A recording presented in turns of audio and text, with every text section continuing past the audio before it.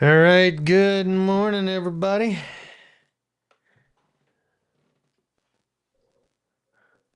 I don't even know who's in here. Oh, I forgot to play the little countdown thing and all that. Oh shit. Okay, I have to. I don't even know who's in here.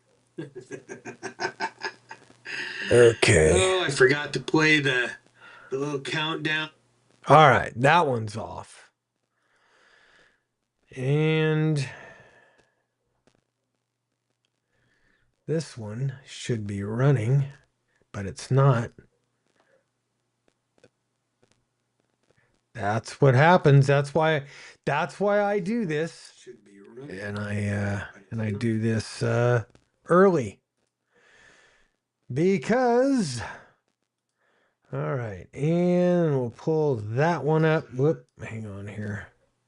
Early because all right. All three are running, it seems. Good. That's what we want. And let me get everything all set up. There we go. Looks like we're all set up now. Doesn't look like anybody's in the house right now. Oh well. It is. Oh, look at that. Hey, Miko Wolf in the house. Good morning, my friend. Good to see you. I gotta put the headphones on here. So I can hear what's going on the other end. Don't know. Let's see.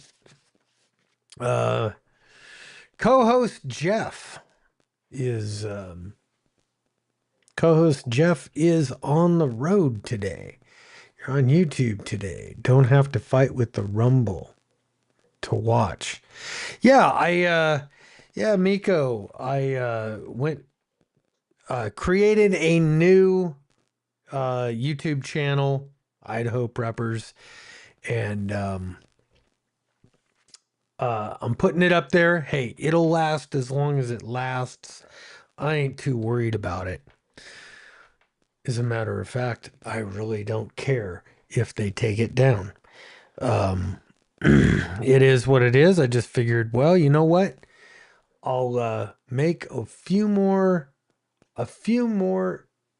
ways for people to get on and check out the net, check out some of the other stuff. Because I think I've got some, a few nuggets of information. It's not all wonderful, great information, but I try.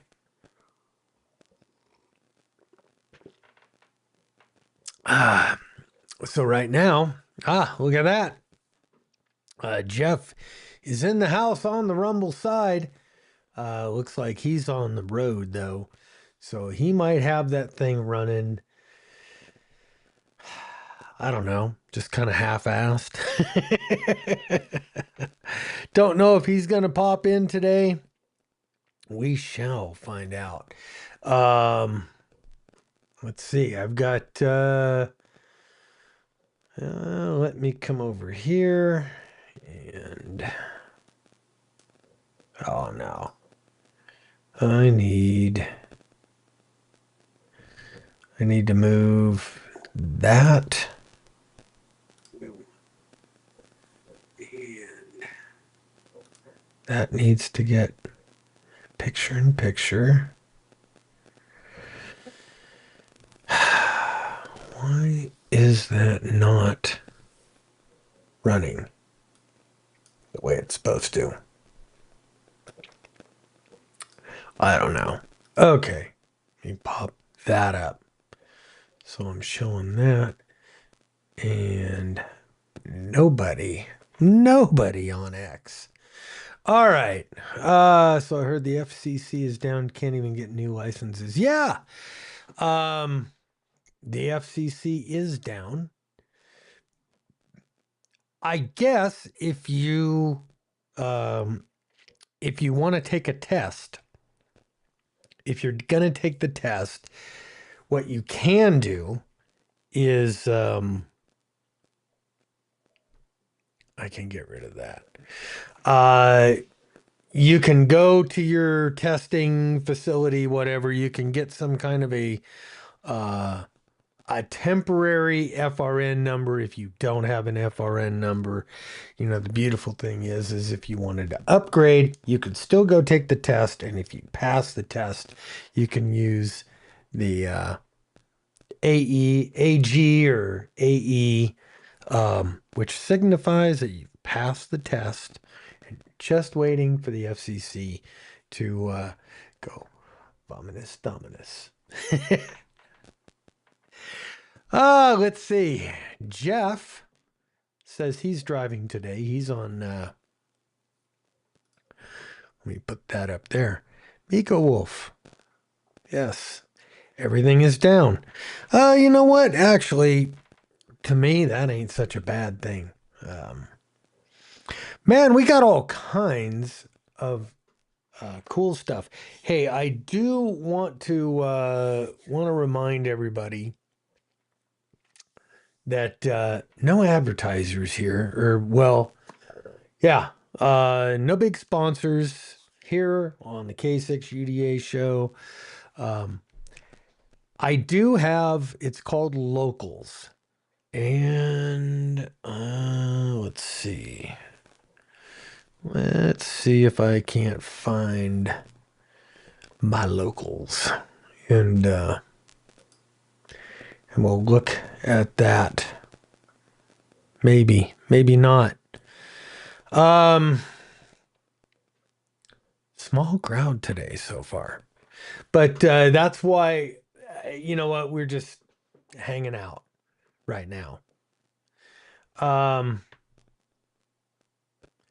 yeah, I really would love for you guys to hit that subscribe button over on Rumble and support me on Locals over there. I have to figure out how to get, and I'm still trying to. There's so much technology, so much shit that I don't know how to do all the things that you can do. And I know a lot of these shows, man, they got a producer for this and they got people for that and you know what I got? I got me. So if I don't know how to do it, it ain't getting done. And I don't know how to do a lot of things.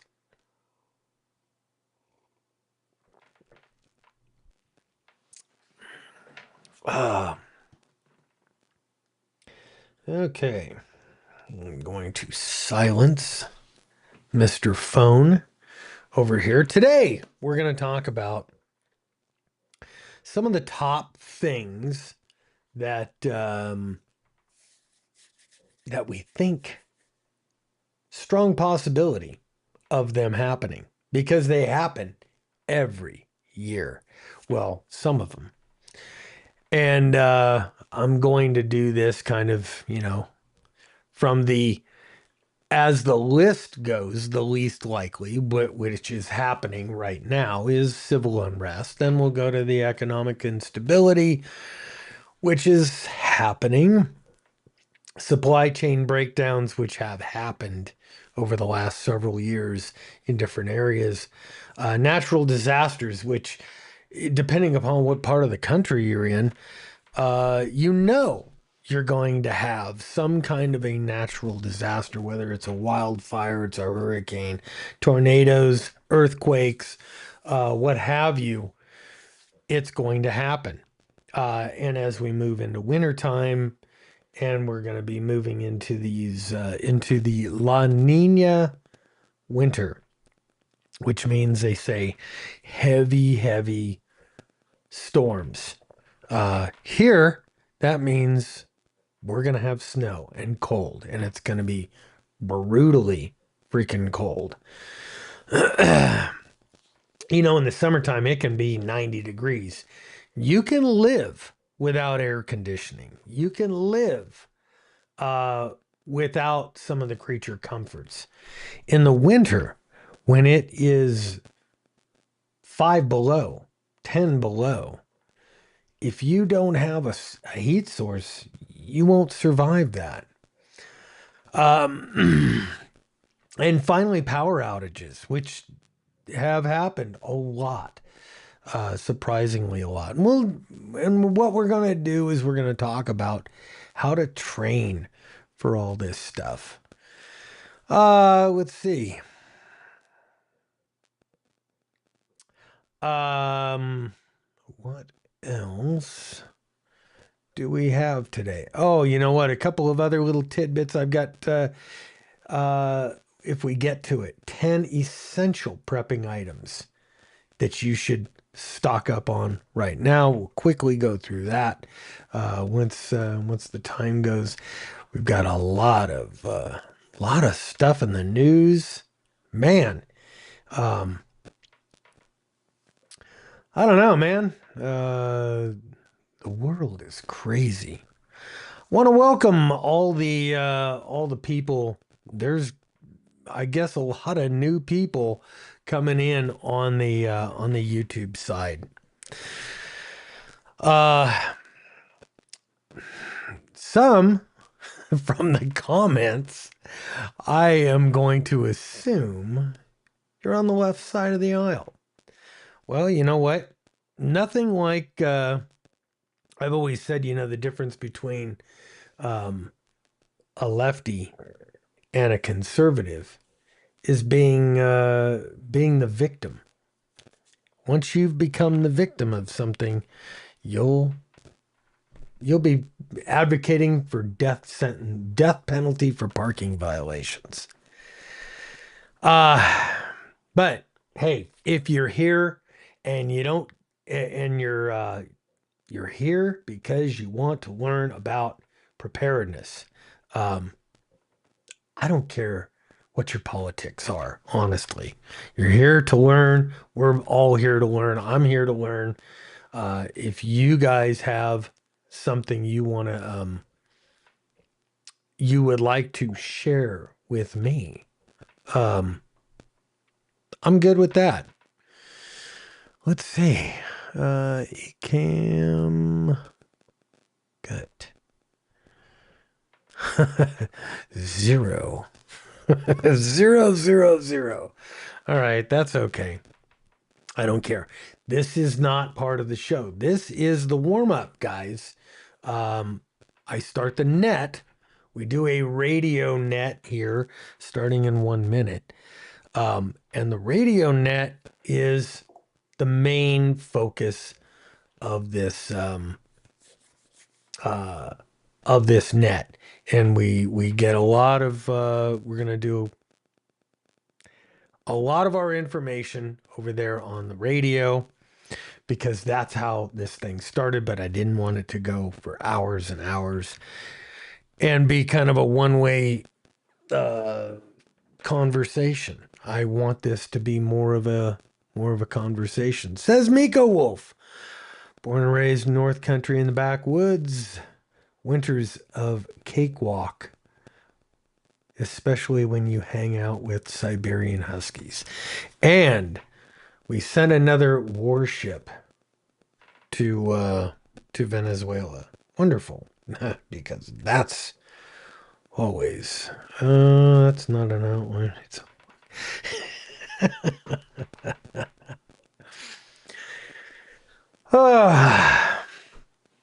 Lordy, lordy, lordy.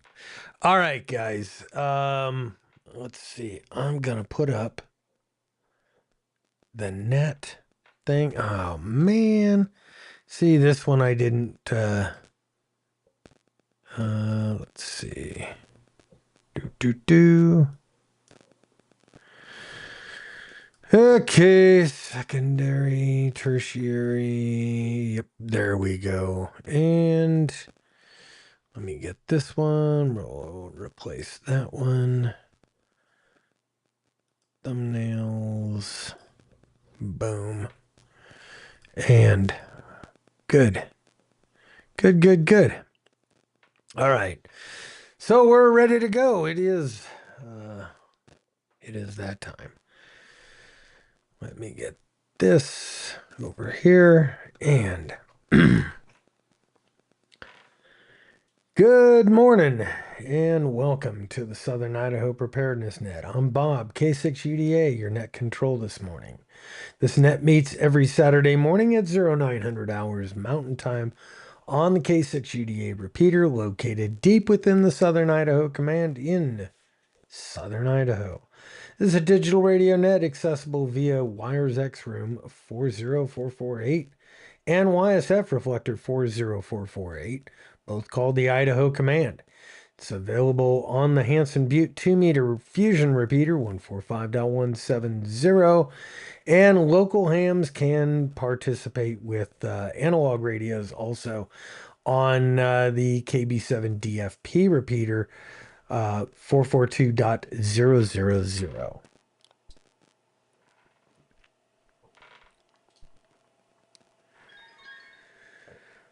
Let's see. The purpose of this net is the free exchange of information related to emergency preparedness, commonly known as prepping. Now, let me get Terry in there. Whoop, hang on here. I have to assign him as guest one and get him in there. Good. Good morning. And hang on. We encourage deep dives into subjects related to food, water, shelter, personal protection, weapons, survival tactics, medical issues, communication gear, and techniques. I'm looking for subject matter experts to lead discussions on all of these various subjects. If you have material you'd like to present or discuss, when you check in, please indicate you have a subject. Although not primarily political, discussion of relevant political, cultural, or religious events are welcome in the context of situational awareness and survival.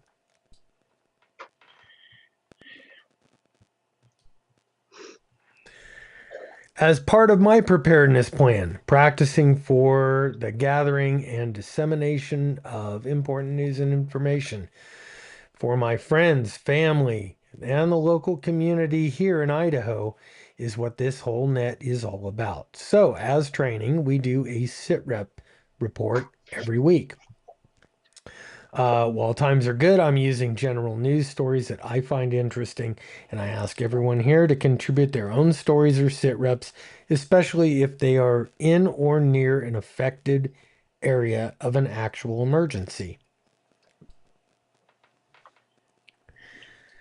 In order to give everyone an opportunity to be heard, I'm doing check-ins and comments in the following order. We'll do local repeater, Wires X, YSF,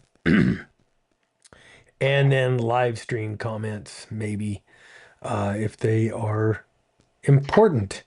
You're encouraged to check in with your first name, call sign, location, and how you're getting onto the net, i.e. the local repeater, Wires X or YSF. That being said, do we have any local repeater check-ins?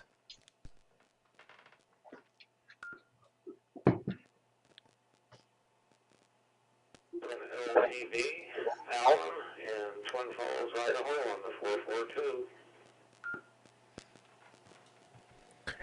Kilo Bravo 7, Delta Foxtrot Papa, JP7 is speaking in Twin Falls. No traffic on 442.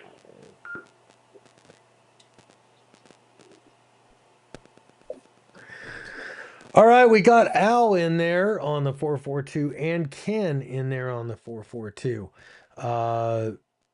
Al, did you have any traffic?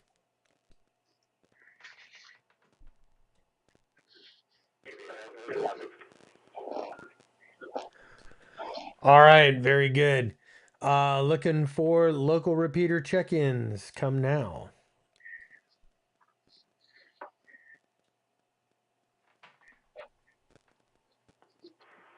Kilo Bravo 7, Sierra Quebec, Sierra Land,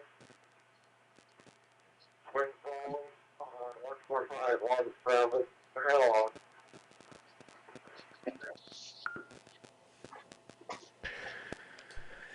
All right, Lance.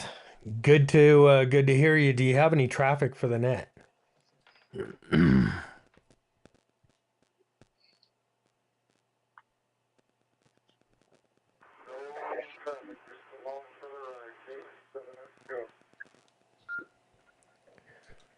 All right. Very good. Let's see. Looking for check-ins for the Southern Idaho Preparedness Net. This is Bob, K6UDA.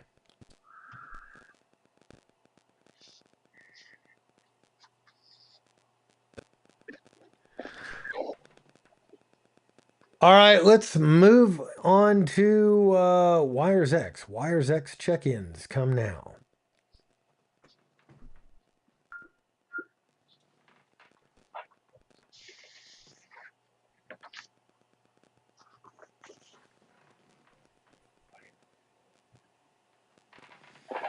Hmm. This is Kilo Victor 4 Sierra, KV4S, Russell, Chelsea, Alabama. No traffic and coming in on wires X. All right, Russell. Good morning, and thanks for checking in. And I copied no traffic from you. Any other Wires X check-ins?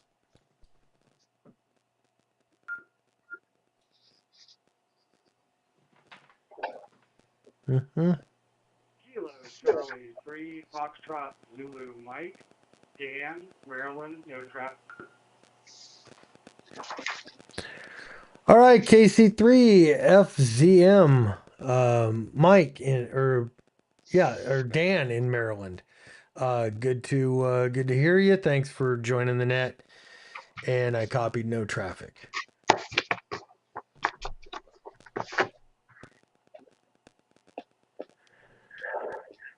Any other Wires X check-ins? Wires X rooms anywhere in the world.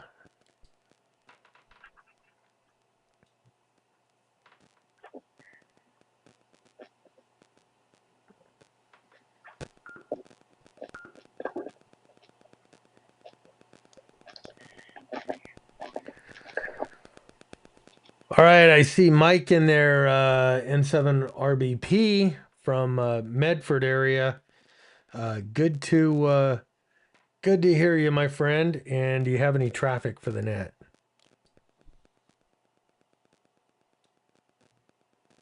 Yeah, Bob, no traffic. The name's Bob, N7RBP in Medford, and I jumped the gun a little bit. You were still asking for Wires X and YSF, so sorry about that. Oh, that's okay, my friend. I'm doing things a little bit differently this morning. I am actually on YSF here in the studio. So speaking of YSF, let's move into YSF check-ins. Anybody on YSF that wants to check in, come now.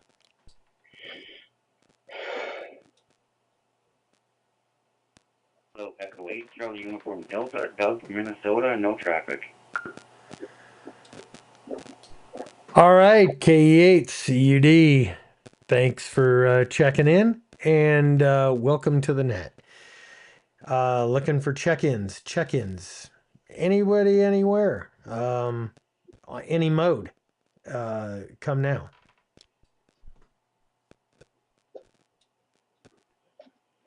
Guys, 7 CDG, and in Waterville, Washington.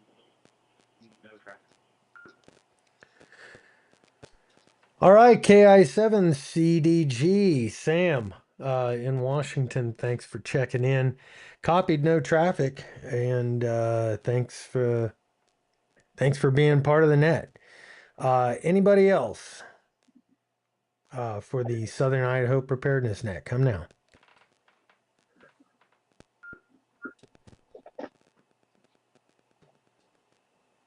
Good morning, 86 UP Louis, Los Angeles. No traffic, Bob. At command. All right, 86 UP. Thanks for checking in. And I copied no traffic. Check-ins for the Southern Idaho Preparedness Net. This is K6UDA. Come now.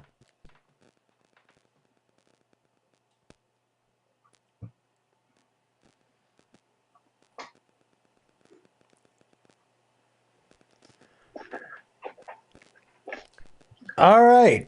Kind of looks like we've got either a lull in the um, in there, or we've run out of check-ins. I want to thank everybody for checking in there. Let's see. Looks like we got a couple of new people over there in YouTube land.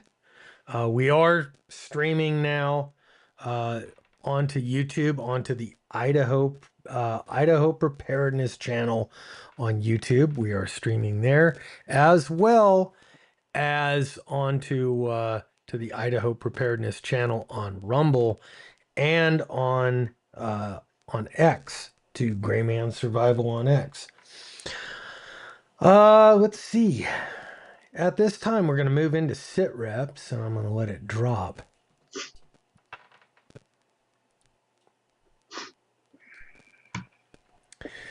All right, sit rep section. As I explained before the start of the net onto the streaming platforms, this is where we can discuss any relevant news stories that have an impact on preparedness, ham or survival radio, the Second Amendment, or big news in Idaho.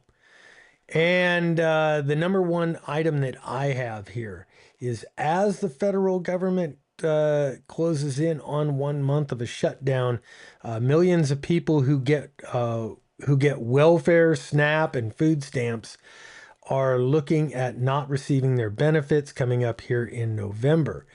Um, and I'm going to switch my screen for a minute. We want to take a look at websites like X, and you're going to see a ton of videos uh, of these recipients threatening to loot, rob, and steal if their benefits don't come through. And if you don't believe me, let me do this. Hang on.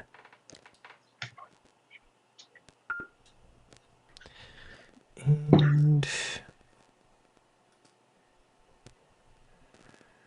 give me a second. Give me a second, guys. Ah. Are going to start, I'm telling you, this is going to be a thing. People are going to start, instead of stealing groceries from the stores, they're going to start watching people go to their cars.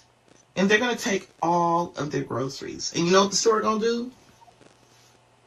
Not our problem. Not our business. It's outside the store. They didn't do it in the store. It's not our property. Call 911. Call the authorities. Make a report. They're going to leave your ass for dead. And people are... All right, that's enough of that. We'll go back. We're going to go back over to our screen here. And yeah, guys, that's a real thing. I've seen hundreds of these videos popping up all over the place where people are just threatening. It's like they don't understand that there are food banks. There's a ton of churches out there with food banks that are probably stocking up right now. And there's people willing to give to the food banks to help these people through another month. But you know, if they want to use this as an excuse to loot and riot and rob people, then you need to be prepared for that when you're going to the grocery store in the next couple of weeks. Let it drop here in a second.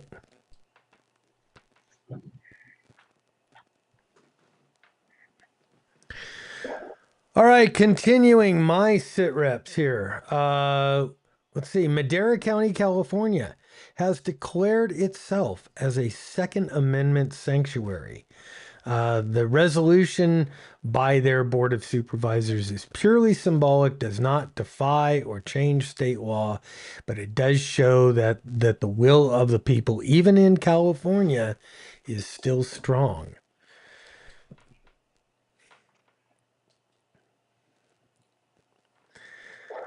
In Eagle, Idaho, A no firearms or weapons sign has been removed from a city-owned archery range.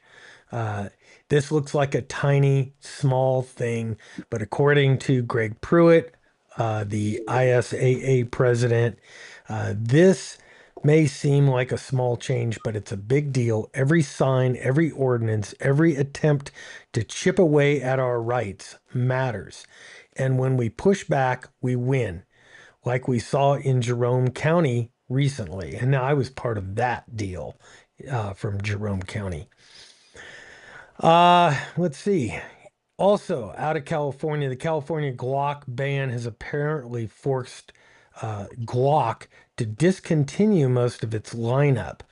And Glock has quietly redesigned 80% of its lineup due to legal pressure in California. It wasn't a choice, it was a strategic surrender to avoid lawsuits and court ordered redesigns. It isn't about safety, it's about control. And I just wanted to mention that one um, because I don't know what these redesigns are going to do to the functionality of Glocks. I don't know if it's going to make them less reliable or what it's going to do. But if you can get yourself if you could get yourself a Glock 17 or a Glock 19 right now, it might not be a bad idea to stock up because I think those might become a good investment. All right, those are the sit reps that I have prepared. Does anybody else out there have any sit reps?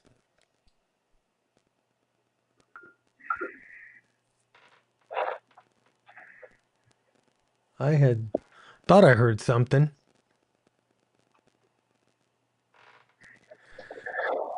All right, I guess nobody else has any sit reps. Uh, on the Rumble side, Florida has approved gold and silver for all payments in Florida. DeSantis is talking about removing property taxes. Could be a big win. That is from Bisc 166. Biscuit 166. Ah, thank you for that. Good deal.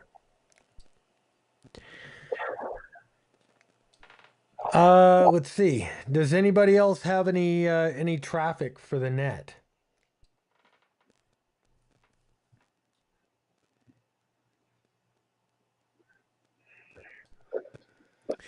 Any other check-ins for the net?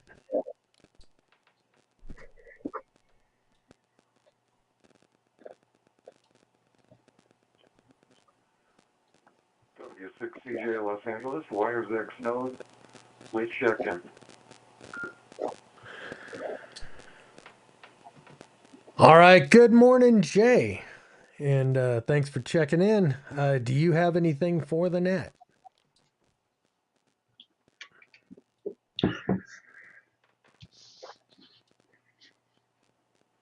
Yeah, a couple of things. I did tune in late. There's an interesting piece of technology. I saw both of Bob's videos about it, and it's of course the POC, 4G, push-to-talk cellular handheld. And I did place an order for a pair of them. My non-radio Wi-Fi, I'm going to try them out, and we'll get back to you on how it works.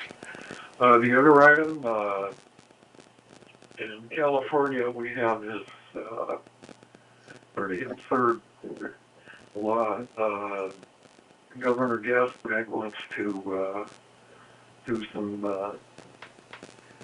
rezoning, redistricting to make the state basically all Democrat. Gerrymandering. The word came, gerrymandering. Great. This goes by Proposition 50. Proposition 50. So I'd advise everybody, if you're in California listening, vote no on the darn thing. It's ridiculous. No on Prop 50. If you have friends or family in California, get in their grill and tell them to vote no on 50. That's all I have, W6CJ.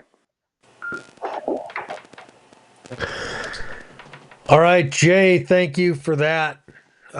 Yeah, good information if you guys want to out there in California and take note in a lot of these other Democrat strongholds like New York, Connecticut.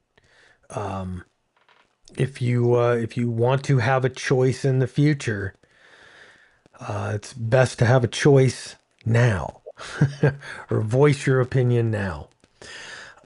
Do we have any other check-ins or information for the net? Come now.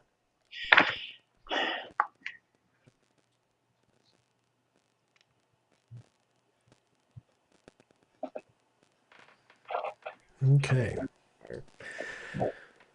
All right. With that, I'm going to close out the radio portion of the net. We're going to continue over there on Rumble, X, and YouTube. I invite everybody to pick a flavor and jump on the Idaho Preparedness Net or um, on X. It would be at Grayman Survival. And with that, I'm going to say 7-3 to all the participating nodes, and we got a whole bunch there on the big list of nodes. It looks like. So thank you all for participating on Wires X and YSF. And remember, if you do have a question or a comment you want to get in during the bigger discussion this morning, you can jump on the radio. And we are going to be discussing today top prepper scenarios and how to train for them. So with that, I will say 7-3 and talk to you all next week.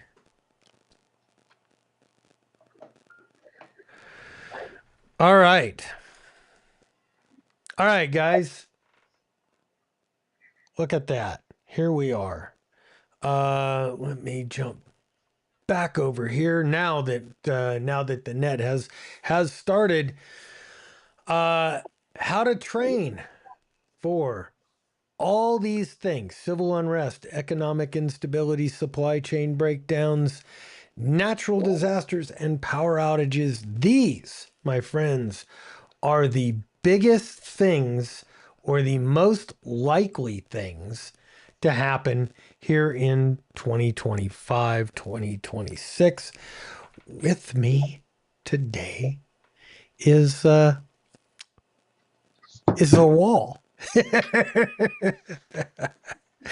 This is Terry, KJ7R8R. Well, I was on there. What happened to me? I don't know. That would be a your thing. That would be a you problem, not a me problem. Looks like I got a head that big. You know what I mean? Jeez. Yeah, I do. Oh, hang on. Maybe. No, I don't know why it's doing that. I was sitting there Um, nice and comfortable, and all of a sudden, boom. I know. No, you're in there. Here, go ahead and let's see. I'm gonna put you into let me put you into the green room for a minute. And I don't know why it's doing that. That should have gone. That should have gone away. Let's go back to here. See, you look fine there. Yeah.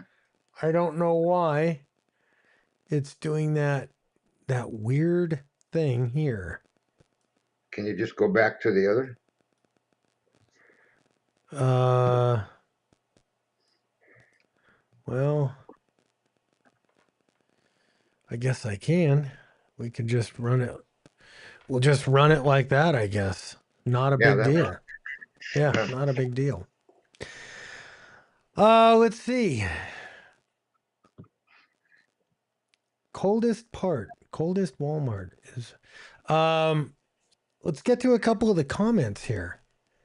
Um I got to all the comments I saw. I'm looking on YouTube right now. Yeah, I'm looking at the YouTube comments. And Roy Kilo says he lives off the grid in the Ozarks. Closest Walmart is 20 miles. Not not much change around my area of operation. Yeah, that's I'm not 20 miles from a Walmart. I'm a little ways away. Terry is much closer, but then again, Terry and we both live in a fairly stable community.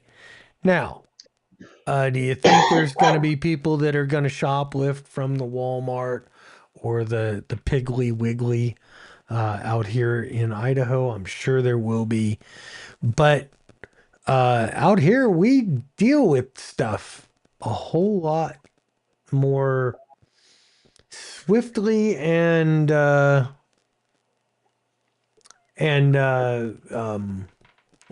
harshly. Let's just say realistic, which I love. That's one of the reasons it's on Zoom when you do it that way. Yeah. Yeah, Miko Wolf, I saw it's zooming in for some reason on that other screen, so I decided we just won't use that screen for right now.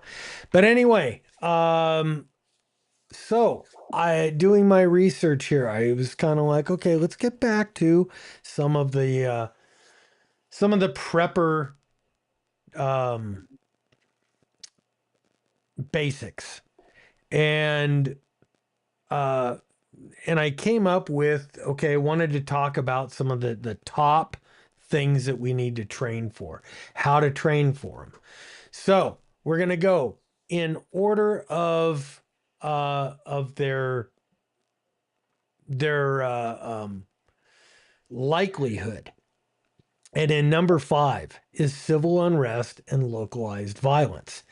Now, I would say right now that's number 1 because we're seeing that localized violence, but it really isn't, it really hasn't taken a stronghold around America. It's in a few places, and it's generally in places where, uh, frankly, law and order take a back seat to left wing politics.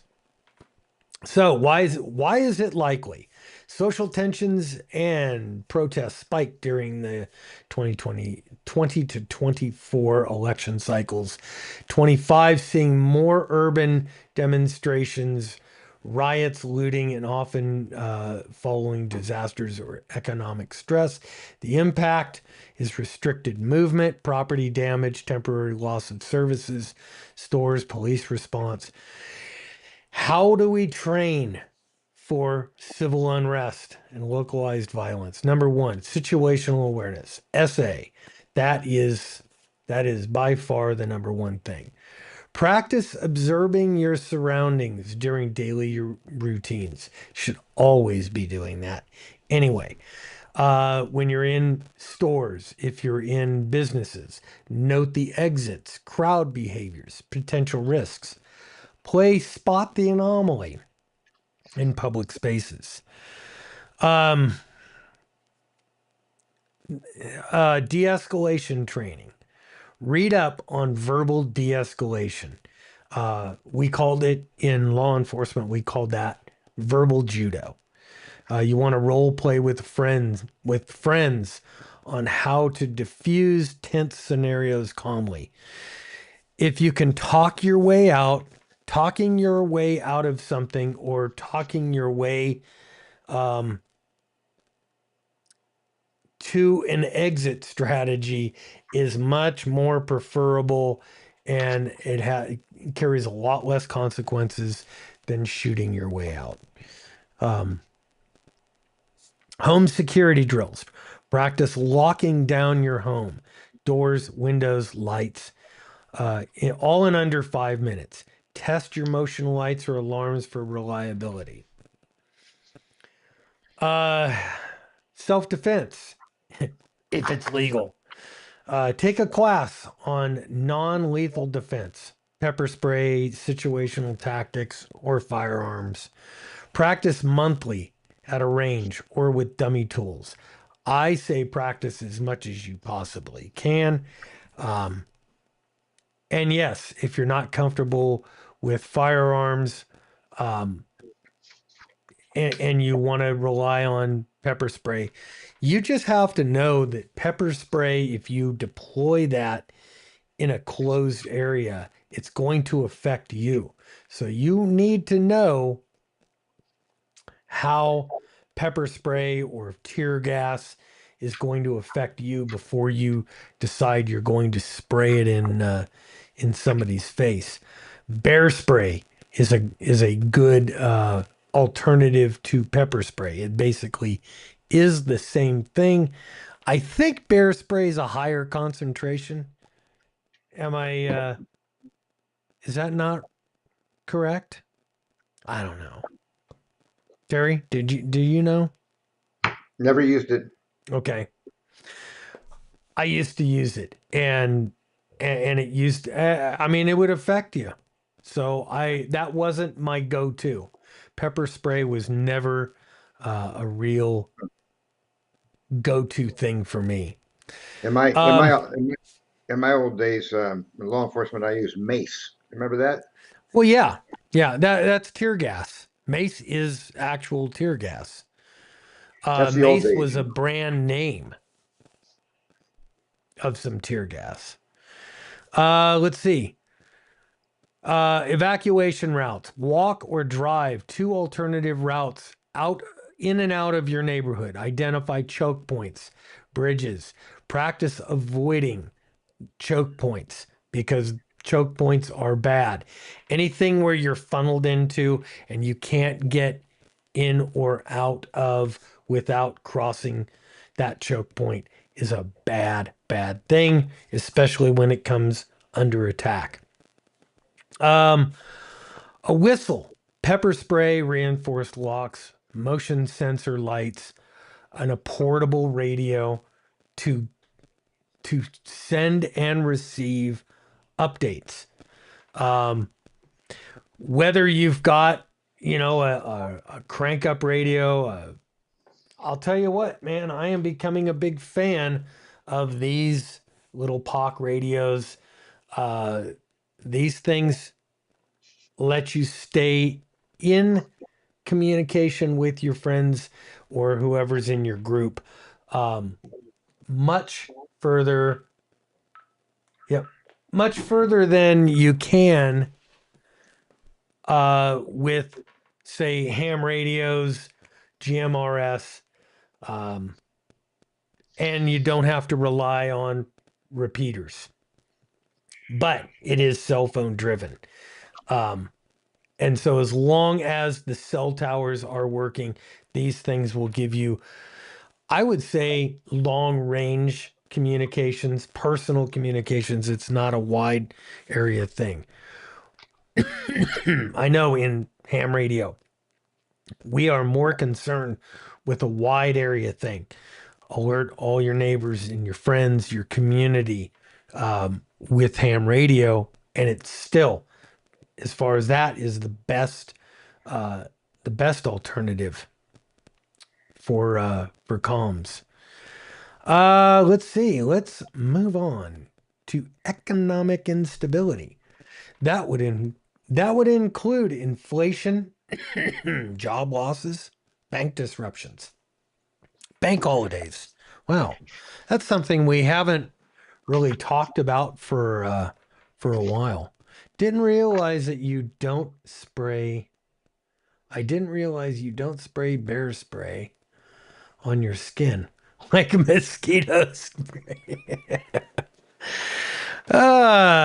That is K Falls Bob. Let me try to grab that and oh, hang on here.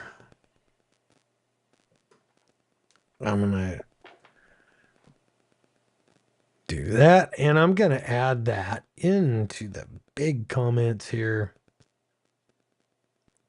Maybe. There we go. We'll add that to our broadcast. I like that. Huh. Yeah. Let's see why it's likely. Global inflation hit 8% in 2024. Remember, that was under Joe Biden. Um, the bank outages and cyber incidents in 2025, hackings, they've limited cash access, job losses, spiked during recessions. I still say we're in a recession. Um, Reduced purchasing power, frozen accounts, reliance on cash for things like food, training, budget challenge. Live for 1 week on a cash only budget, $100 to $200. I don't know if that's realistically possible if you're paying your bills during the month too. Track spending to identify habits, prioritize essentials, i.e., food over subscriptions, which is a good thing. Skill building, learn a practical skill. Basic sewing, cooking from scratch, car maintenance. Do it on like YouTube. Practice weekly to gain confidence. And the reason you want to do that, you're building yourself a marketable skill in the case of a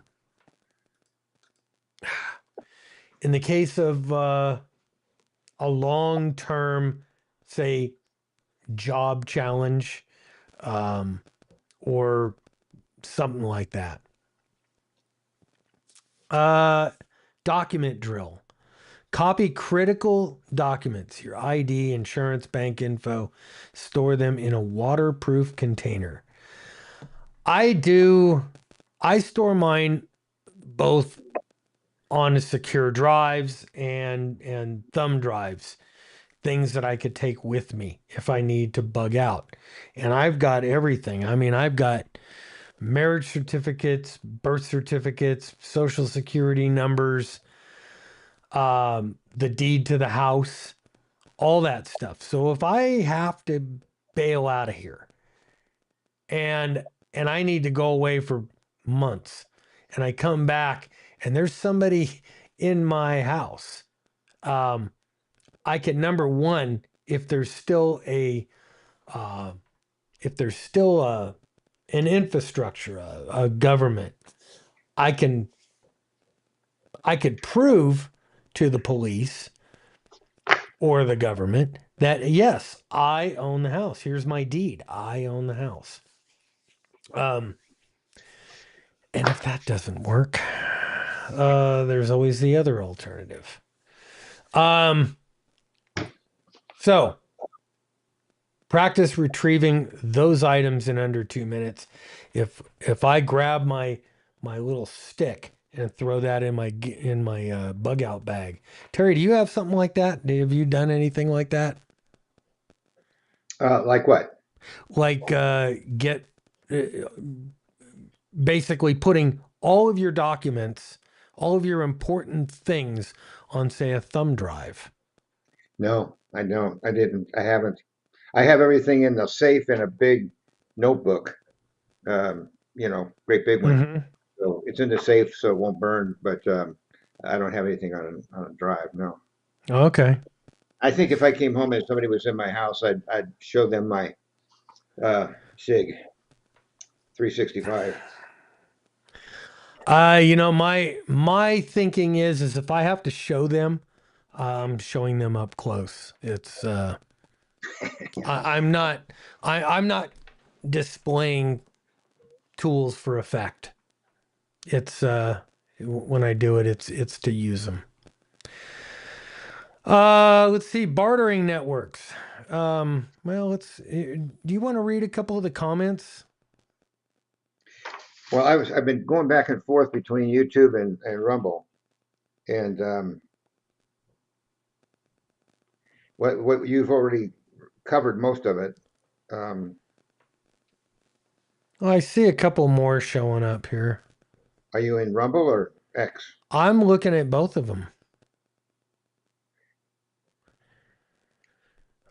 So I Let's no, see. I Roy Kilo says, figured there might be a few Amron folks in here. I'm an Amron folk.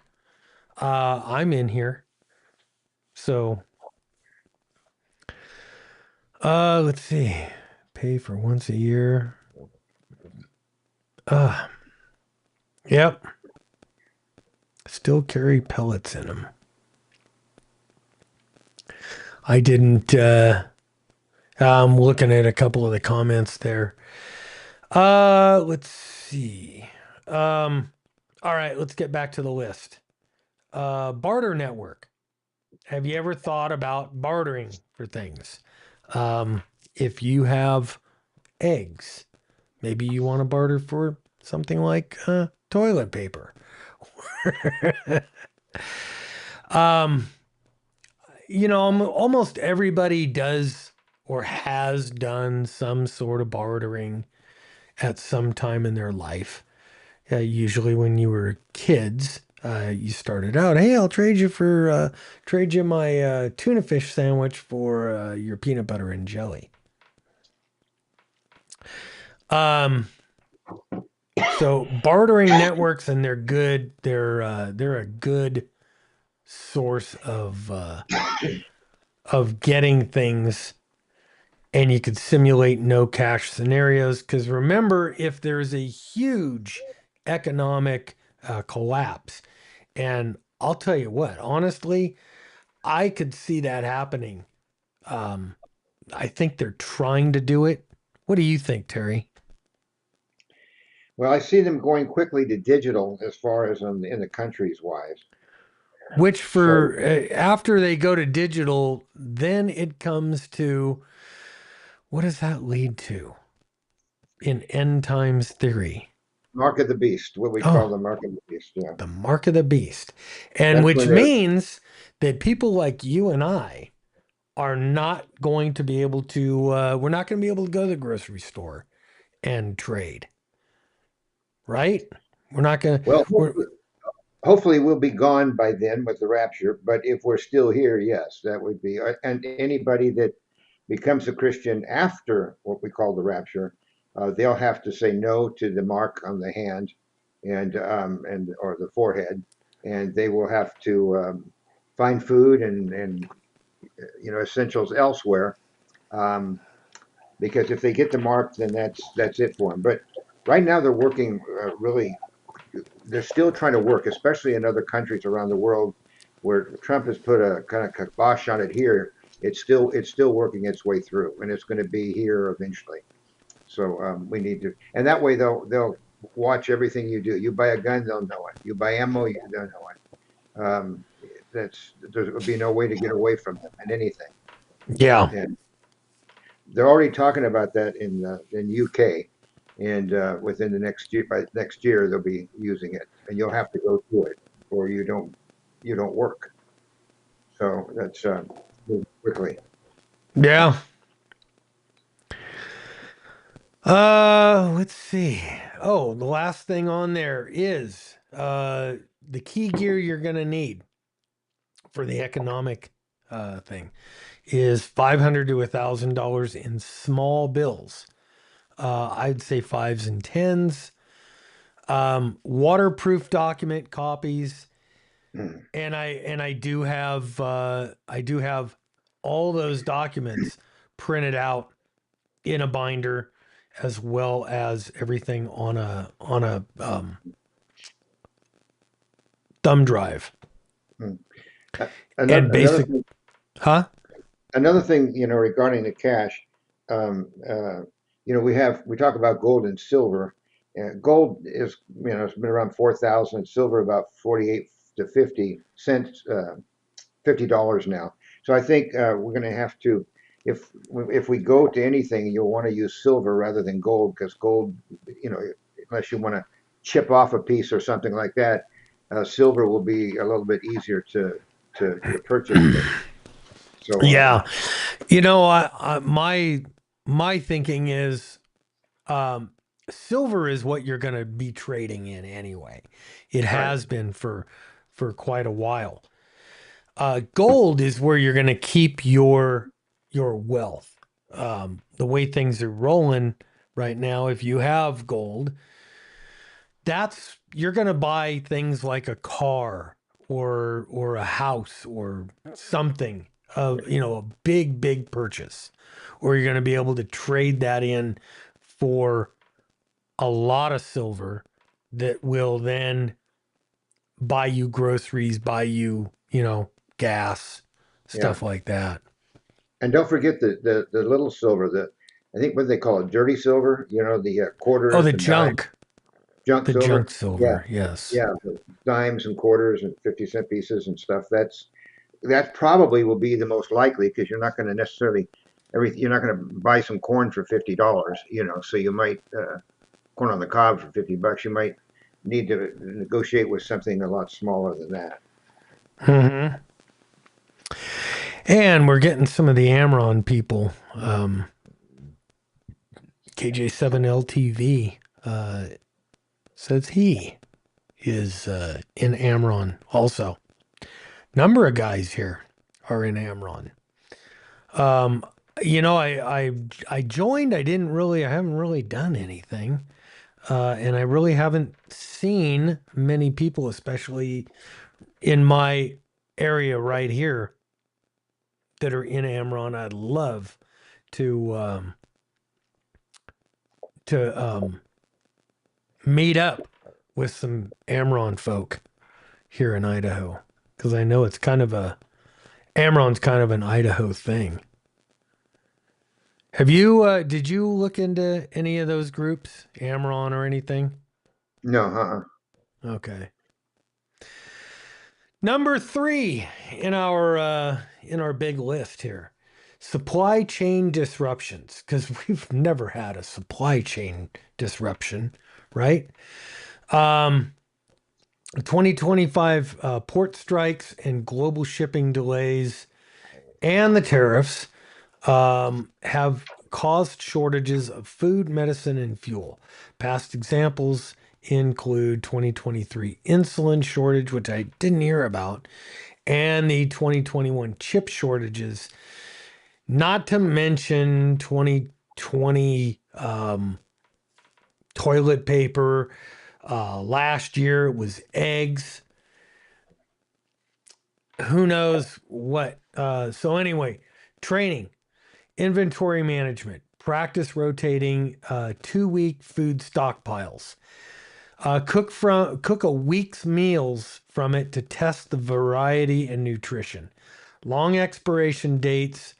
Uh, Log the expiration dates to avoid waste. So rotate that stuff front to back. All your old stuff comes out to the front, and you use from that. The newer stuff goes in the back, and you keep rotating all that stuff. Gardening basics. Start a small container garden. Tomatoes or herbs. Learn to plant, water, and harvest. Troubleshoot pests without store-bought chemicals. Fuel storage. Practice safe fuel storage. Gas cans with stabilizer, rotated every 6 months. Learn to siphon fuel. Use a manual pump for practice. The gas ain't gonna kill you. It's gonna taste really horrible, but you spit it out, wash your mouth out, don't swallow it, and you can siphon if you need to. Uh, Post World War II. Let's see. I'm gonna pull this one over here just so I can look at it over here. There we go. Um, Biscuit 66 says it isn't funny. We've never had a shortage of cigarettes or alcohol post World War II. Yeah. Again, bartering skills.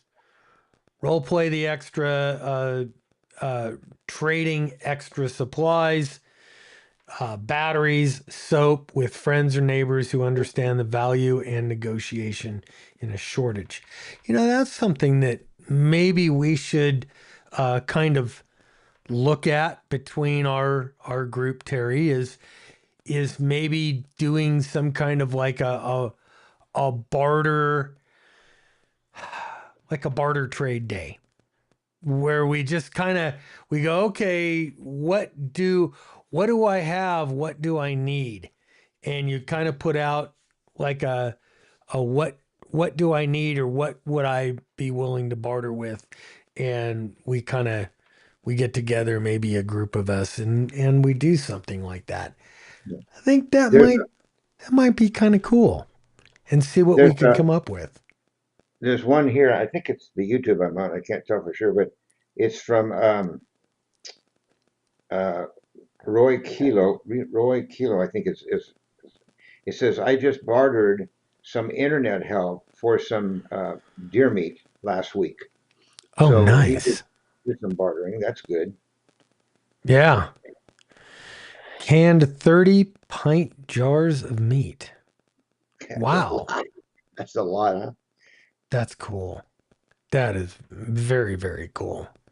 I wonder, do you have to freeze it after that? I don't know about canning I meat. think if it's canned, you don't. But I think it might last like a Does it have, year. I wonder if it has to be cooked. Maybe he could let Well, us know. yeah, Yep. it's like pressure canned. Yeah. You It would cook be it and pressure then you canned. can it. Yeah. Yeah. Oh, Tell us uh, more. Tell us more, Kilo.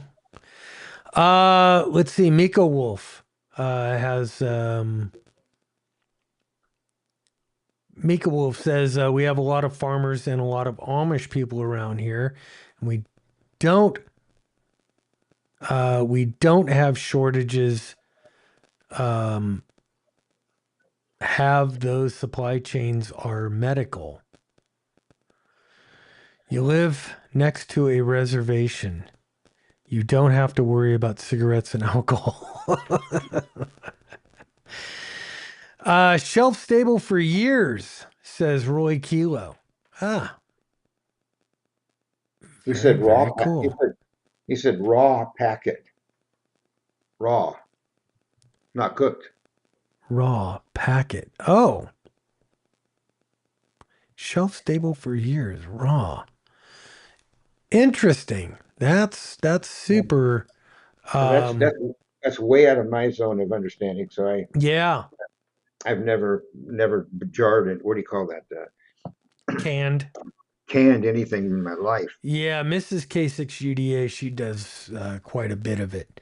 So, but it's almost all vegetables. We don't do um Well, he also says cook it right in the pressure can in canner. the canner. Yeah, which is just um a pressure cooker, just your standard pressure cooker. Huh. Natural disasters. Hurricane, floods, wildfires, earthquakes, because that never happens either. Uh, let's see, U.S. faced $28 billion in disasters last year. Last year, guys. Uh, your region's your region dictates the primary threat. Here, um, here in southern Idaho, well, it is generally wildfire out here, and or maybe a heavy snow. Our earthquakes tend to be, well, the only earthquakes that I've felt around here were up in the Stanley area when I was up there, and it's a different kind of an earthquake. It's like one, instead of that rumbling earthquake that you get in California where it goes on for 20 or 30 seconds, it's like one big sharp bang, and then it's over. Um, that's it's comforting to know that it'll be over very, very quickly. But anyway, preparing to train. Evacuation drills, do these quarterly. Pack your bug out bag. Drive to your primary exfil location. How long does it take to gather all your essentials? Aim for 15 minutes. Practice with family or your pets. First aid course. Take a certified Red Cross or local EMS course to learn wound care, CPR, and tourniquet use. Practice monthly with a dummy kit to build muscle memory. Water purification. Use a portable water filter like a Sawyer Mini or a Life Straw to purify stream or rainwater. Taste test the results and calculate your daily water needs, which are generally about a uh, gallon per day per person. And that's not just your drinking water. That is to bathe, to use the toilet. That's all that good stuff. I don't even know if that includes the toilet use. Home fortification. Practice securing your home.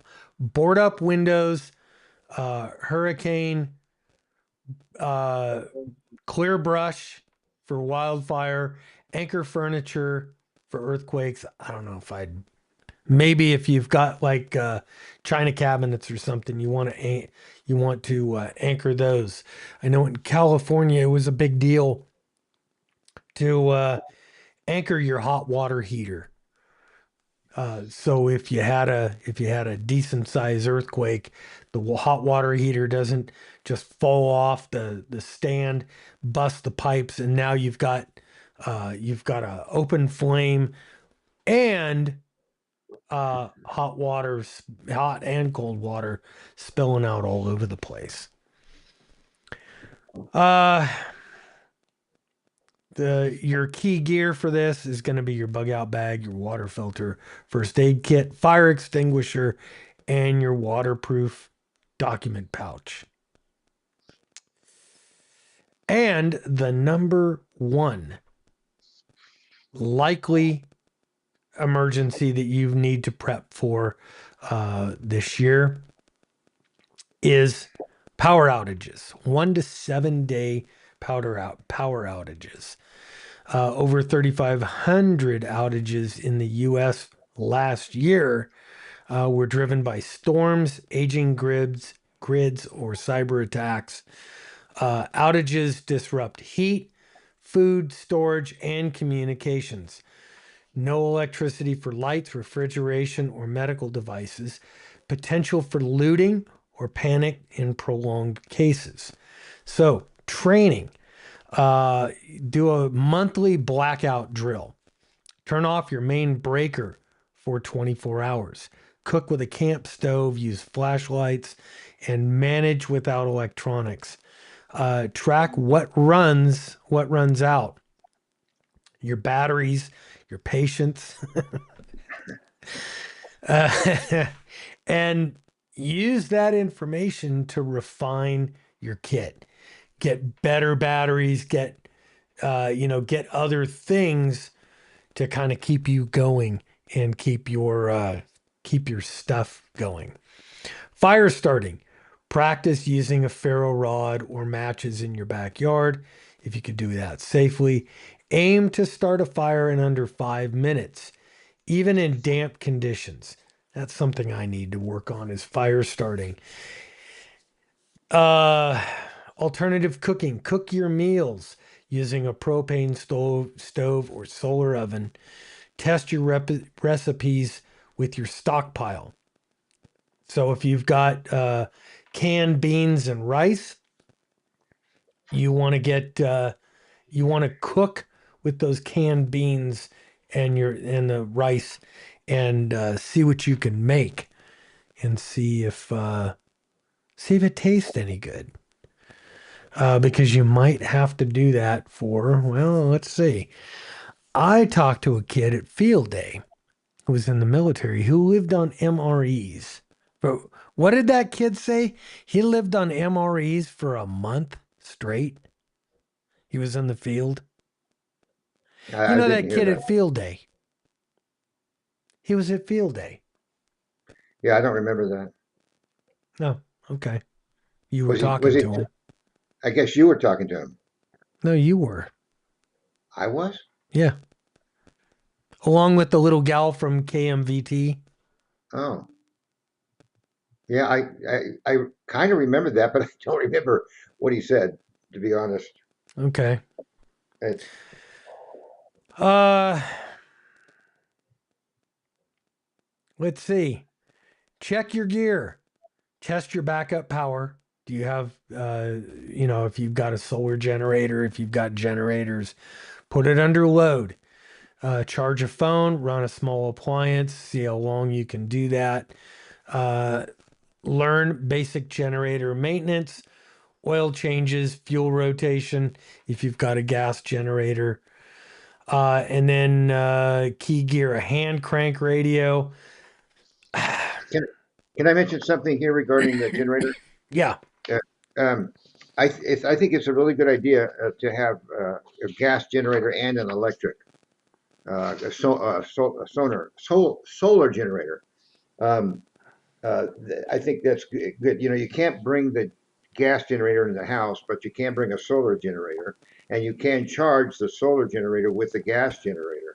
So if you don't have sun, you can plug it into the generator, and it'll charge it up, and you can use that for like your refrigerator, and other things that you might need to run a freezer, things like that for food storage. So it's good. You have some solar panels when the sun's out there, but if you don't, look, that way you don't use up all your gas, within a couple days, and your fuel.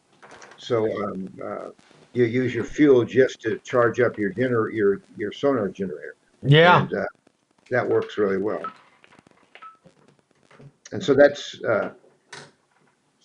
and because I thought that might work, I went ahead and did that myself, and used. I have a regular gas generator. Then I also have a couple solar generators, and Hmm. uh, and so I can keep one outside in doing the freezers, and another one inside doing the refrigerator or cooking or TV if there's something to see, radio or heater, something like that. So Yes. so it really makes your if you have let's say you have I have some gas and I have propane, and I can run my generator on either of those, and so I can. In fact, I have what you call tri generator, so I can run it on Tri fuel. gas, gas, or gas. And Yes. so between those three, I can. And if I'm only using it to charge up the generators, I can. It'll go a lot longer than if I just used it to heat up the house or something like that. So that's an option that people could think about. Oh, yeah. Yeah. Man, got a few comments in here from Biscuit. Fire starting, gathered dryer lint. Yeah, that's one that I love is using dryer lint. Just throw it in bags. Guys, if you haven't tried starting a fire with dryer lint, it goes up like that. Let's see. K Falls Bob says, as well as fine steel wool and use dryer sheets mixed with the lint from Cigar Dan. That's what a great idea. I haven't tried the used dryer sheets, so I don't know. And then K Falls Bob says buy butane lighters in the 25 pack from Amazon. Great idea. Um, I try to keep some of those on hand. Let's see. Roy Kilo got my gas Jenny running. Now it's been cloudy for the last few days. Charging my batteries. Yeah, there you go. There you go. And that's another thing too, is to have rechargeable batteries. Yeah, good idea. Amazon has packs of double A and triple A batteries that are rechargeable. You can um, I I like those. They don't put out as much as alkalines. And honestly, I buy those bulk packs of batteries at Costco, and I buy those every so often. But if you keep them in storage for long enough and you're not using enough of them, they do tend to go bad. I've had to waste or throw out a couple of them that have gone to shit. Let's see. Propane heater with a CO2 detector is the other key gear for power outages. I said if we had time, uh, 10 essential things that you need to store up on right now. Terry, do you want to talk about those things? Do you have that list? Yeah, but I kind of lost you a while back. You went from 1 to 5 to back to 2 to 3. So what page are we on? Well, we are, wow, we're on the last page. Oh, the You 10 need these prepping. 10 I got you. prepping essentials. I got you. I got you. Yeah, I think water storage is something that everybody knows we need, and it's going to be probably one of the things that, for example, me. I'm prepared for a lot of things, but I have a limitation in water. I've got probably, let's see, it's 50, 100, 150. I probably have 150 or so, 200 gallons of water in several setups. But that's not going to last forever. It's not going to last that long.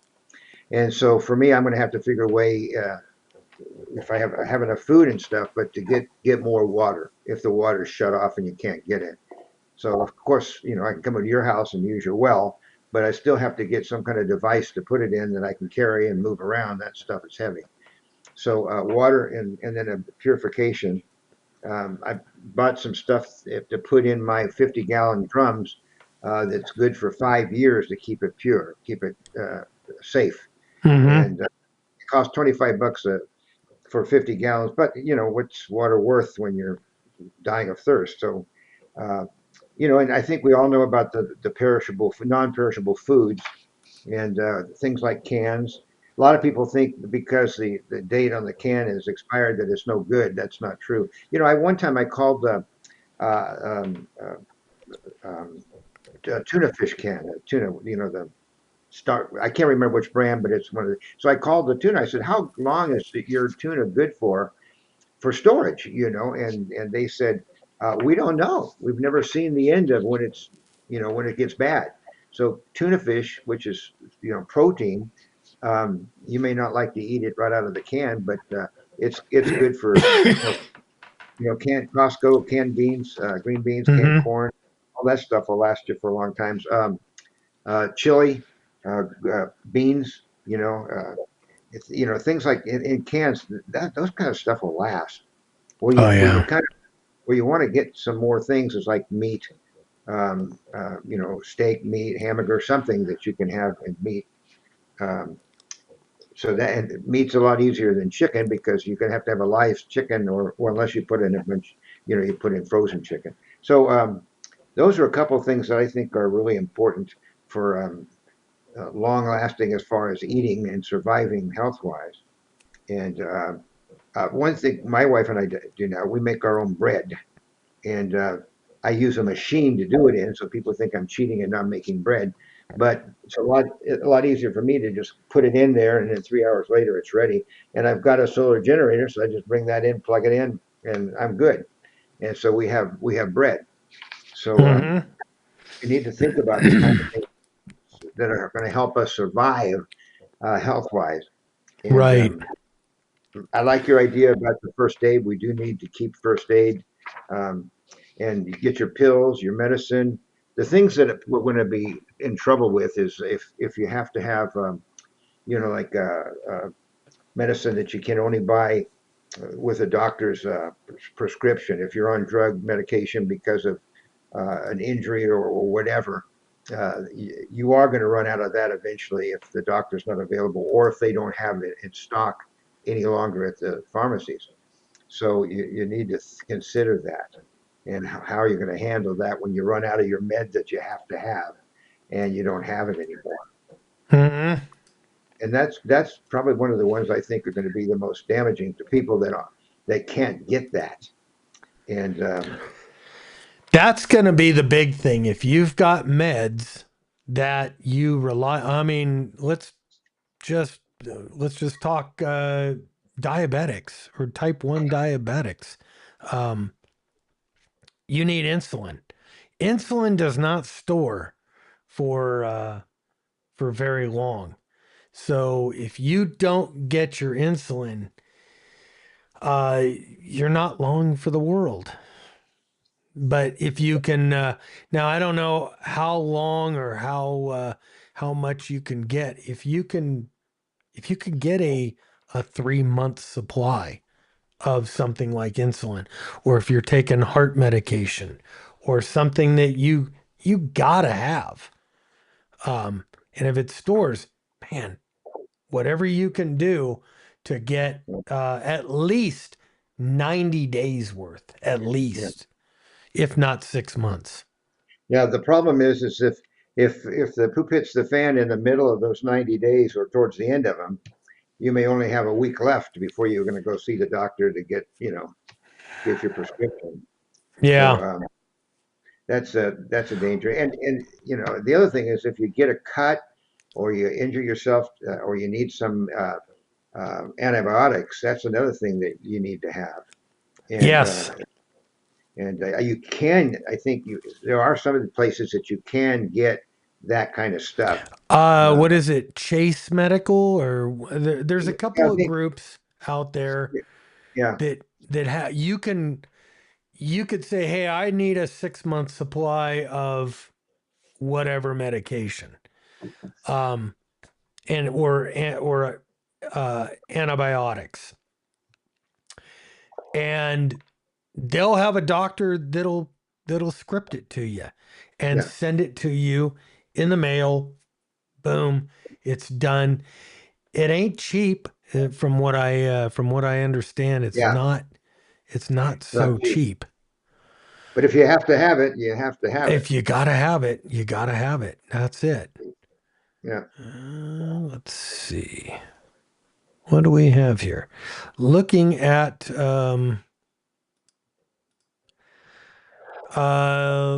Rumble. Guys, we got 23 people on Rumble right now. And oh yeah, K Falls Bob just posted Chase Medical.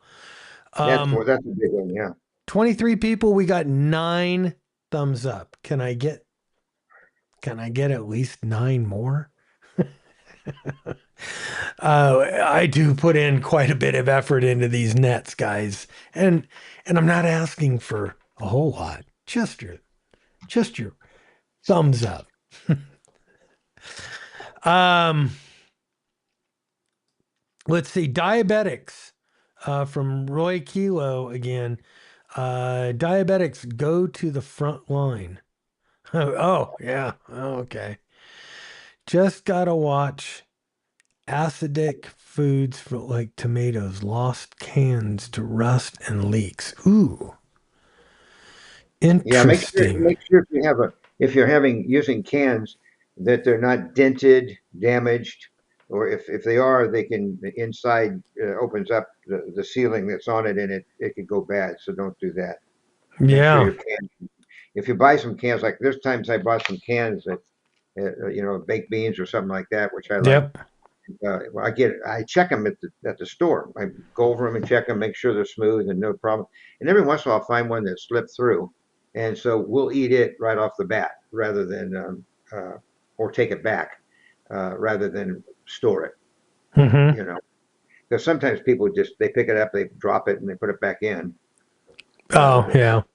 So Yeah. it's not like it's been that way forever. Well, a So lot of the stuff we buy in bulk over at Costco, and it's all in the sealed deals. And so we have a minimal amount of the dented cans and stuff like that. Biscuit says nighttime, i.e., quiet time. Power generation is critical. Running a generator at night gives up your position and lets people know that you have supplies, and it'll make you a target. Yes, it will. And Biscuit, That let me tell you from a personal experience. I was out in California back in 2000, I think it was 2017, 2018.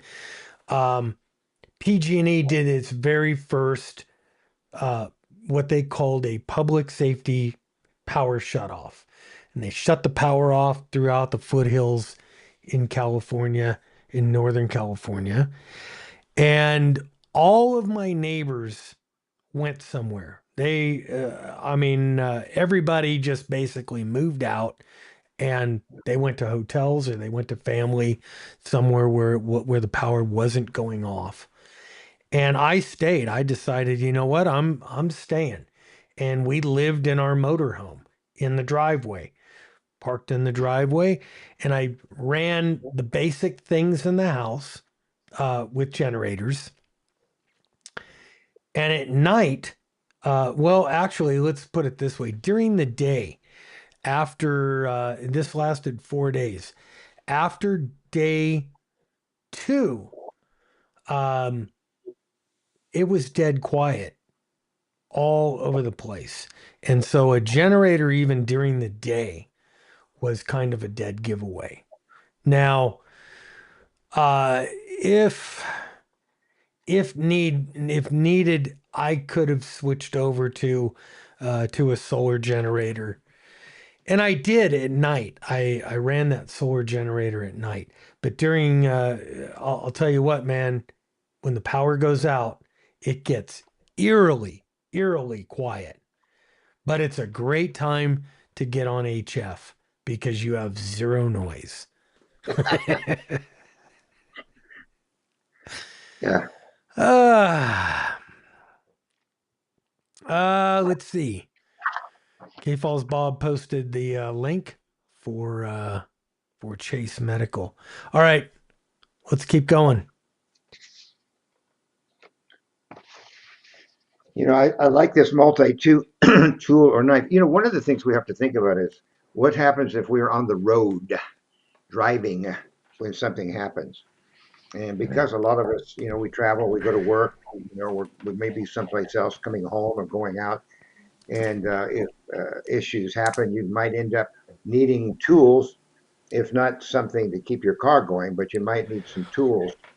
And to keep those is a good thing to have. This is my Leatherman. I've got two of these, and I should carry this one more often. I carry a pocket knife around, and it's pretty bulky for an everyday carry, but I should because, man, I could use this thing so much. What do you have in your car or your truck? When you go on a trip, you take your Toyota, right? And Oh well, like this last week I was in Oregon. I took the Jeep. yeah, you take the Jeep. But if you're somewhere with your wife, or if you're coming back from a vacation, a trip, whatever, you'll probably be in the Toyota. Yeah. And for me, for example, I have a Tundra pickup truck, and in the back and under the locked bed, I have tools, and I have two packages. I have clothes, uh, towels, I mean blankets in case it's cold because we have snow at this time of year. If we're somewhere we have warming, I have one burner. I have a Hmm. burner in that burner. I have food, so I'm good for several days. There you go with the thing again. There you go. That's good. And I, I got a burner and food and all that. But also on another one of the containers, I have tools that will operate, the metric for the Tundra truck, and I have things that will help with the truck and stuff like that. So if something happens, if I still have my truck and I was with the truck, and when we go on a trip, we take the truck. We don't Hmm. take our. And so if we had to, we could sleep in the bed or in the truck. But so we need to think about what's in our car for security. Probably around town, you don't need too much, but if you're traveling somewhere, might want to think about, well, what happens if I go off the road? What happens if the poop hits the fan and my car won't run anymore? You Mm-hmm. know, what am I going to do? So we're hoping that will never happen, but if that does happen, we want to think ahead and Right. prepare that. Yeah, that get home bag is critical. And the Now, tools that you yeah, pick. That's why I mean I bought this what one is this? And I've got two of them. I have one in my range bag and I keep one in here. This is the Leatherman Free P4. And I think this one is probably one of the best multi-tools that I own. I love this thing. Um, Wire cutters, needle nose pliers up here. I have a ton of knives. I've got a saw on this one. I've got scissors, uh, another saw, regular knife, scissors, screwdrivers. I've got a Phillips, a flathead. I have a pick, um, which is really handy. That comes in handy more often than not. And it locks out. It's got a nice positive lock on it. So so your tools don't, they don't screw up. They don't jack back on you. Um you have three screens now. Did you know that? I do. Okay. I do. And so I guess you can call me Jeff from now on. I'll call you Jeff. Okay. I don't know why this one is looking so ah that see it's that back thing over there. Yeah. Something isn't right on the But I don't know why. You see it's like all um wow. See yeah, that's that? right. Your That hand should goes be all the way around the side. yeah, I don't know why it's let me run to here and to there. Okay, see it works fine on that. The two shot is weird. The three shot, uh, see you're working on that one. So I'll just leave that up for right You know, now. what, Bob, I think one thing that we need to truly think about, we think about, okay, I'm home, but how many of us, how much time do we spend on the road? Whether, you and I are retired, excuse me, retired, and, we don't spend much time driving back and forth to work. Some people, they have an hour to get to work, hour home, 30 minutes each way. And Mm-hmm. if they're at the farthest distance, they're going to have equipment to get home. Or, like I said, if they're traveling and something happens where their vehicles no longer work or whatever reason they might need it, um, they may need it. One thing I didn't add is I have a shovel in my bag, a small one that opens up. I have hatchets. I have a knife. I've got a saw, and they're not that little bitty thing you're using. They're big ones. Bigger ones, Right. so I can actually cut a branch if it falls down, and I have extra ammo in the car. So um, if and like I said, I don't believe this is going to happen. I don't hope and believe that I'm going to ever have to experience this. But one time it was interesting. I was at my church, and I was carrying, and I was out working, and a guy came by and we were talking, and he says, "Can I just ask you a question?" He says, "I don't mean to be offensive." He says, "But you're a Christian, you're a pastor, and yet you carry a gun. Why do you do that?"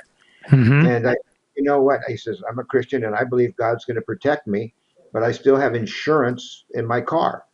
I still buy insurance in case something happens where I need that insurance." I said, I hope to heaven that I never have to shoot somebody and or protect myself or protect somebody else. But, I have insurance.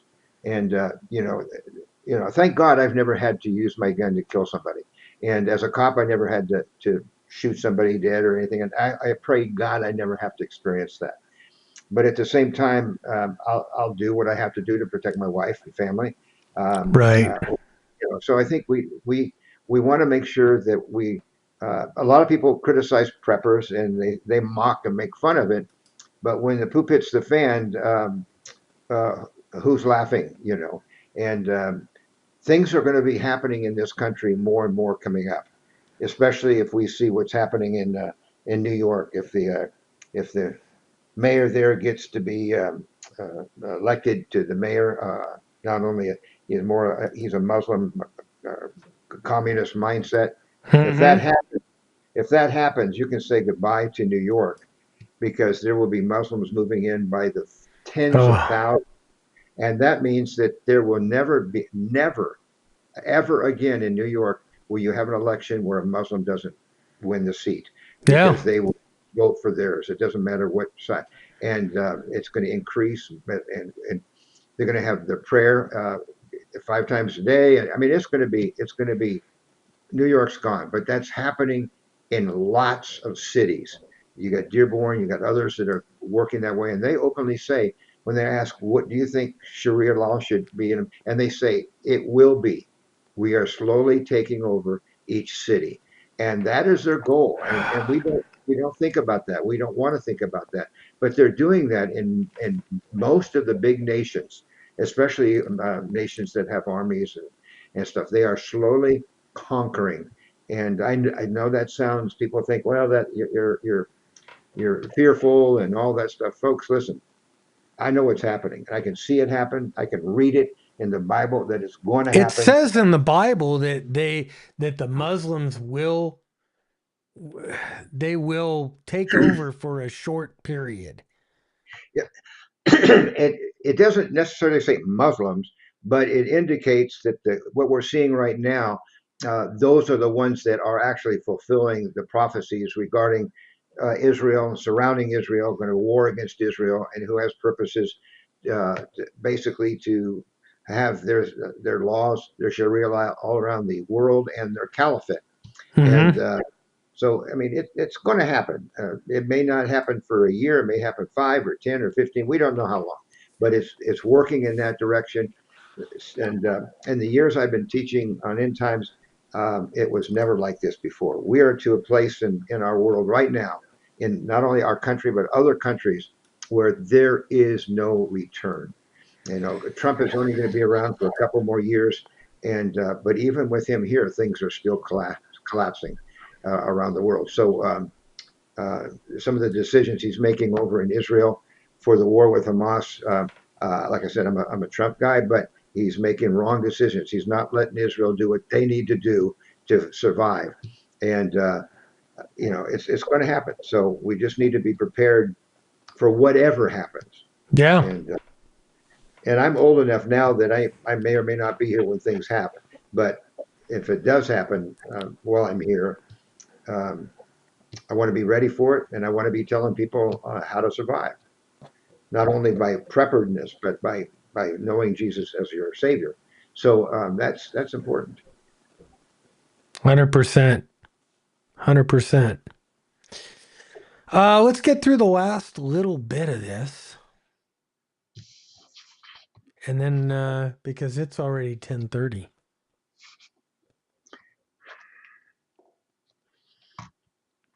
Or yeah, flashlight batteries, duct tape.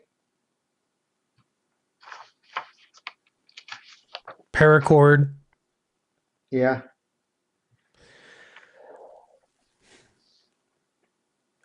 Do Uh you Duct carry tape will paracord? fix anything. Yeah. And zip ties. Yeah. I buy bags of zip ties by the thousands, and I use them for all kinds of stuff. Yeah. I like them too. Portable You, radio. Now this yeah. says a hand crank or battery powered. I I have had such mixed reviews over hand crank um hand crank batteries, the little To me, they're barely worth the effort, and they stop working about as soon as you stop cranking, and you got to listen to that noise when you're doing it. So I'm You not a can big get fan of those.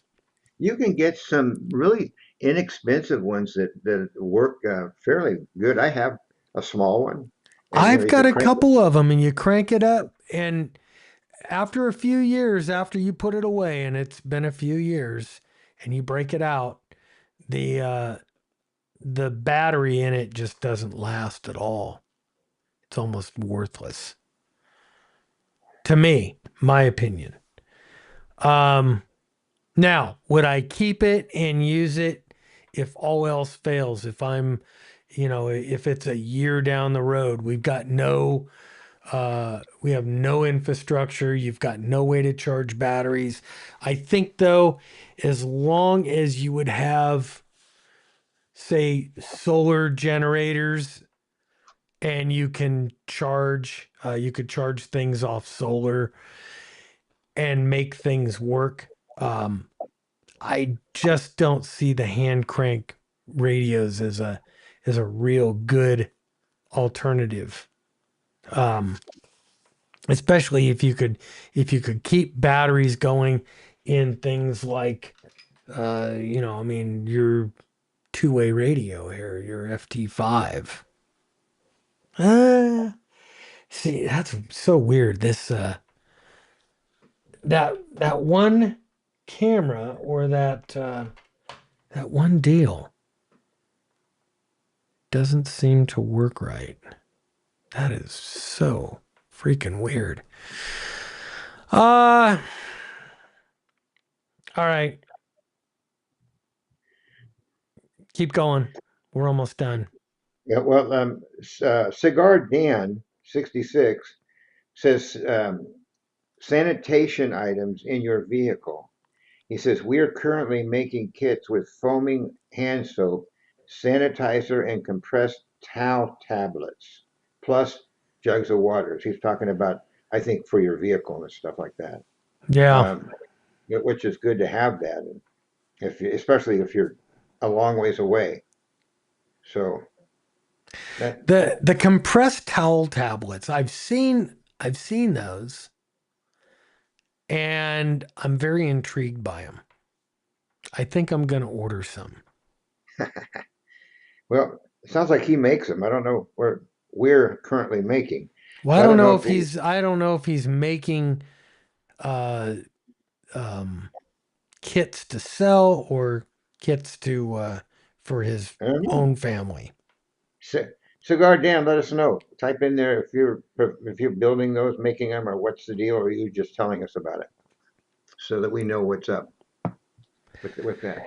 And a product from Biscuit, a product named PRIG for gas and PRID for diesel. Makes fuel He says last for 10 he, years. Cigar Dan says Amazon. So okay, Oh, okay. thanks for responding. Appreciate that. Yeah. And he's making Okay. personal kits. You know what's funny though? My wife got. I have a portable.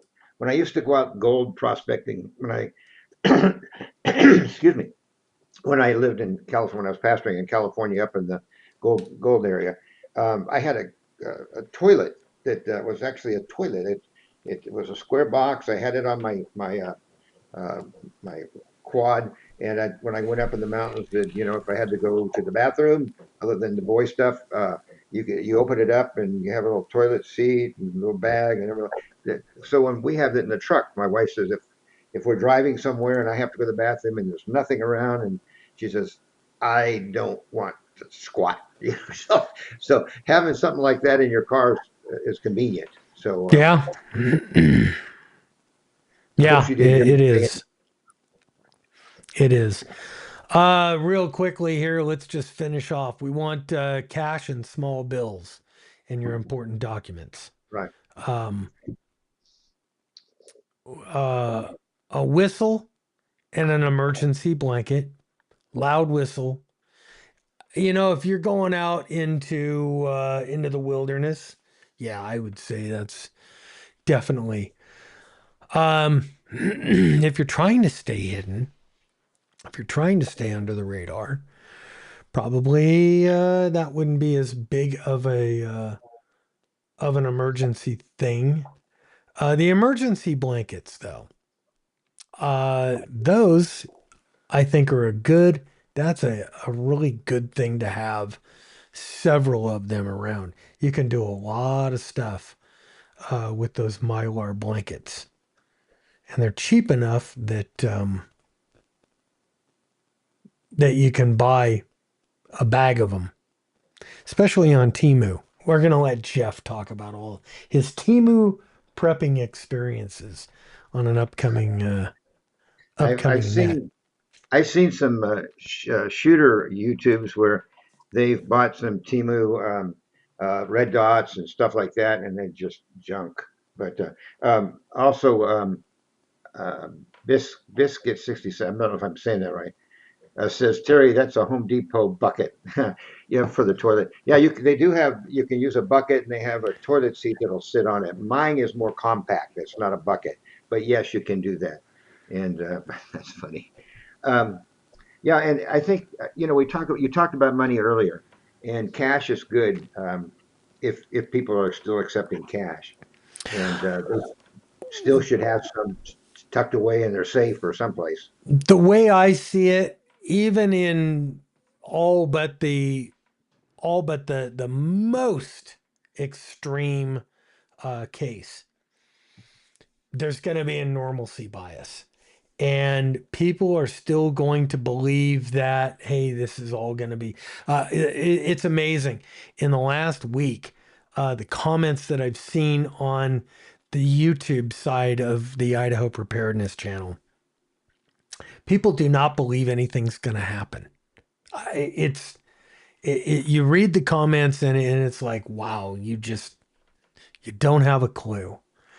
Um, but um, I would say during that normalcy bias, you probably have between 48 hours and 4 days of you could still go to the gas station, top off your tanks with cash because credit card machines won't work.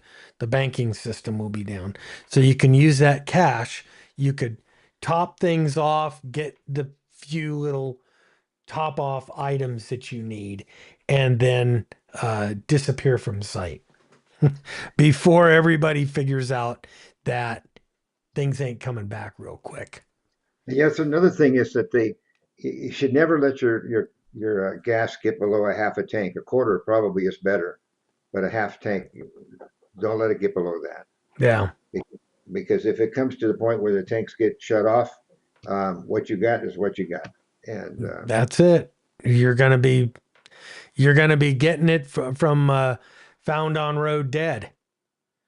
yeah, yeah, Fire starter kit. Set yourself up with waterproof matches, ferro rod, lighter, and put them in a waterproof case. Fire provides warmth, cooks food, purifies water. Master it now. And that's about it. Prepping isn't about apocalyptic fantasies. It's about resilience for real life curveballs. Um, any final words, my friend? I don't have anything other than, we pray that none of this will ever happen. But I'm one that deliberately watches what happens around the world for the last 40 years, and I've been calculating it, watching it happen. And we're at a place in our world right now, and in this country right now, that we have never been in before. And it's something that because of what our government has allowed to occur through the colleges and all this stuff, we have come to a place where the country is divided, seriously divided between, I'm just going to say it, good and bad, evil, wickedness. And if we ever have a chance, I'll share this. biblically how it's been prophesied this is going to happen, but it's not going to turn around. It's not going to get better. There's going to be this conflict, and like I said before, with the ice and stuff going on and the riots going on, and I mentioned to you a while back, I said it's going to get worse and worse. I said right now they're pushing back, and I said it's going to get worse to where they're going to get more violent. Then they're going to begin to, have a few shootings where they use a gun. Then they're going to begin to have more guns, more violence, and more murders in this process. And Mm-hmm. especially when politicians even saying that we need to fight back. You need to make sure you have a gun in your house, and all these kind of things. And they are encouraging, but they want violence. They want disruption. They want to be able to blame everything on Trump, but they want to be able to take control eventually and see our country become a Marxist type country or communist. And I know that sounds wacko. I know it makes me sound wacko, but I've been watching it happen. I've been watching it happen, just like you and other people that talk about this. Been watching it happen, and it's not going to turn around. We may have a revival where people, like after Charlie Kirk was assassinated, so many things happened that were good. People coming to the Lord, people recognizing that there's evil. But watch how much of the evil manifests. People mocking Charlie, and Mm-hmm. I'm died. I'm glad he died. It was like, who would do that? I mean, I wouldn't even do that if somebody killed somebody that I didn't like. I mean, I don't like Obama. I think he's responsible for a lot of this beginning. I wouldn't celebrate him getting murdered. I mean, Mm-hmm. it's a terrible thing to do, and I would not encourage anybody to do something like that. But these people are celebrating it, and so it's getting that's eating up. The mind is being eaten up. The Bible says in the last days it's going to be the mind, the thinking is futile, which means empty. They don't know right from wrong, and it's taken over them. So anyway, that's Yeah. that's closing comment. Thank you, my friend. All right. Any final comments from any of our platforms? Rumble? Any final comments? Biscuit says bleach. Use lots of bleach. Good idea. And or lots of uses. I would store up on bleach, a couple of gallons at least. And I think it stores for damn near ever. Um, KD2 UDR on YouTube says a 5-gallon pail with a pool noodle on top. Yep. There's that's a cheap travel toilet for you. I have nothing else. So I'm going to say thanks everybody for joining us. If you have a question, comment, suggestion for other nets, please leave them in the comments. I read every single comment on everything. Um, and I'll try to get back to you. I will definitely. I've got room to do a lot of different topics. If you've got something you want to dive into, let's dive in together, my friends. And with that, I am going to say 7-3, guys. 7-3.